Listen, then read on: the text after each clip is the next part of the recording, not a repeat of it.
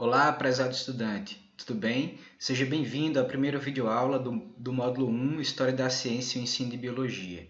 Nessa videoaula nós vamos falar um pouco sobre o conhecimento na Antiguidade.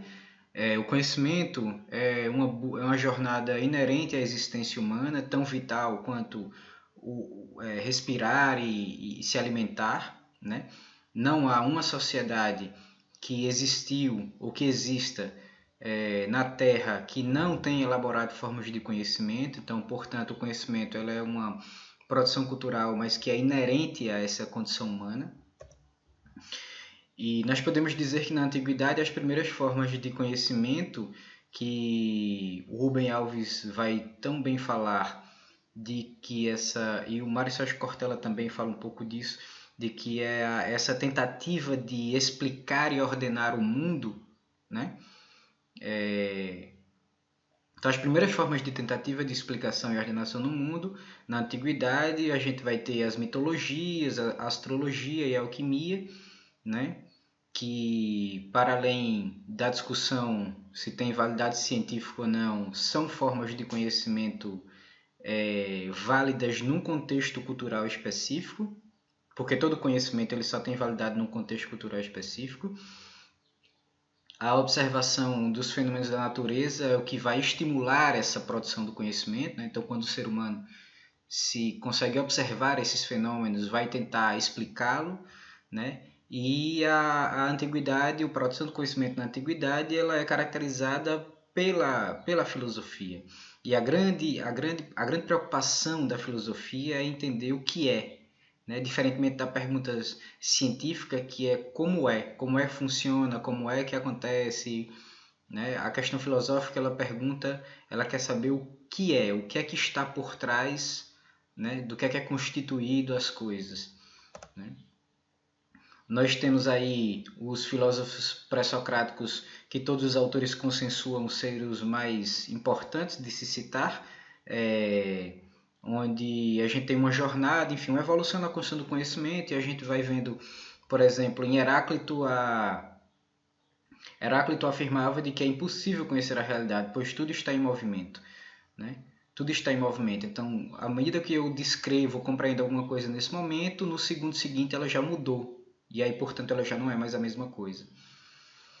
Parmênides vai concordar com Heráclito em algum ponto, mas diz que só é possível conhecer o que permanece imutável. Então, o que está em movimento a gente é realmente incapaz de conhecer, mas o que permanece imutável é que vale a pena conhecer e é a única coisa que a gente pode conhecer. E Demócrito, né, propositor do átomo, né, do conceito de átomo que a gente estuda até hoje, que é o atomismo, de que as coisas são constituídas por partículas elementares. Ele diz que as mudanças elas ocorrem no visível, mas as partículas que constituem essas coisas elas permanecem inalteradas, e então a nossa perspectiva de conhecimento tem que ser baseada nisso, né?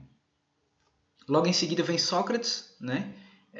Mas contemporâneo a Sócrates a gente tem uma outra escola que era muito importante na antiguidade, que eram os sofistas. Os sofistas eles entendiam de que o conhecimento não pode ser alcançado, mas o que importa então é que a construção do discurso e da argumentação que convence o outro é que é o importante, porque o conhecimento e a realidade não podem ser apreendidas. Então o que importa efetivamente é você convencer o outro através da argumentação e do discurso. Sócrates era um grande crítico dos sofistas, né? Acho que até a própria presença de sofistas estimulou Sócrates a produzir e a pensar bastante coisa.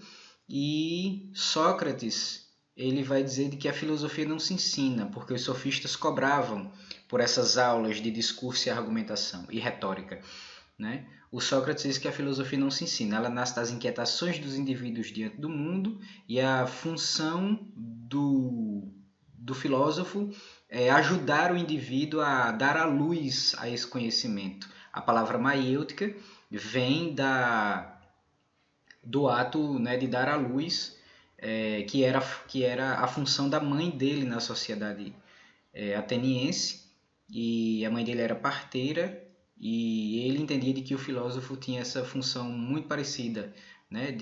Só que ao invés de dar a luz a um ser humano, dar a luz ao conhecimento. Sócrates é muito conhecido pela frase só sei que nada sei, que vocês já devem ter visto aí em bastantes lugares, mas eu sugiro que vocês avaliem e analisem essa frase dentro do contexto no qual ela foi escrita, né? Por Platão, obviamente, porque Sócrates nunca deixou nada escrito. Platão vai propor o conhecimento a partir do mundo das ideias e do mundo inteligível, né? O mundo sensível e o mundo inteligível, onde o mundo sensível é o mundo material, e onde ele vai dizer de que esse mundo material é uma cópia imperfeita da realidade e ela é transitória, né? O verdadeiro conhecimento só pode ser adquirido quando a gente acessa a verdadeira realidade, que é o mundo das ideias, né? O verdadeiro mundo. Então, lá está a perfeição, né? Das coisas.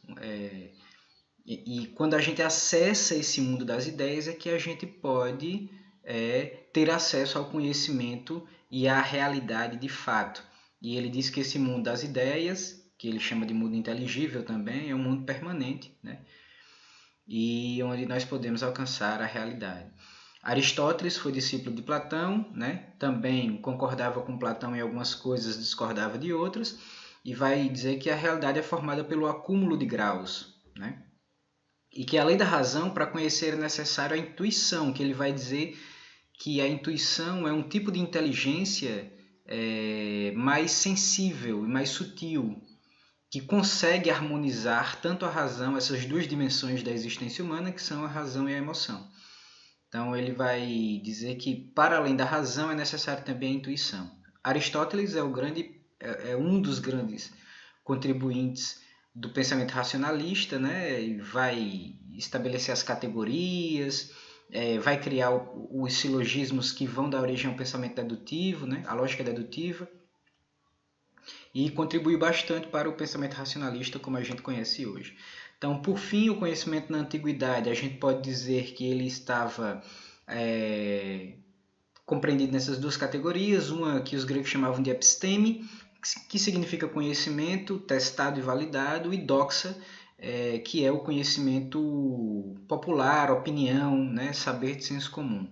Então, nós vamos se aprofundar um pouco mais nesses conceitos na próxima videoaula, e nesse momento a gente fica por aqui nessa videoaula, e eu peço a você que acesse a videoaula 2, que nós vamos nos aprofundar ainda mais na história da ciência e o ensino de biologia, ok? Deixo você com um forte abraço e até a próxima.